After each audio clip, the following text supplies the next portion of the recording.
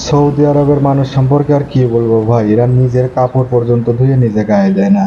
আজ দুদিন হলো আমার কপিলের ছোট ভাই আইছে হোটেলে, তো আজকে আমাকে বলতেছে আমার কাপড়গুলা ধুয়ে লন্ড্রি করে নিয়ে আয়।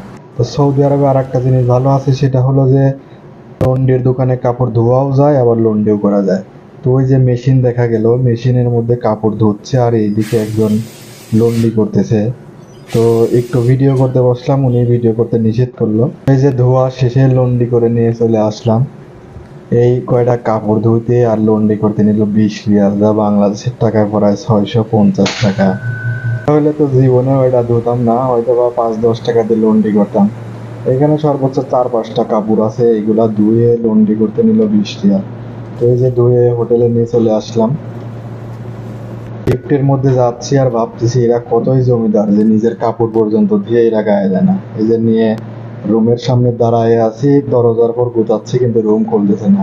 আর এদিকে আমার হাত লেগে গাছ হয়ে যাচ্ছে, কি পরিমাণ যে রাগ হচ্ছে, দরজা খুলতেছে না।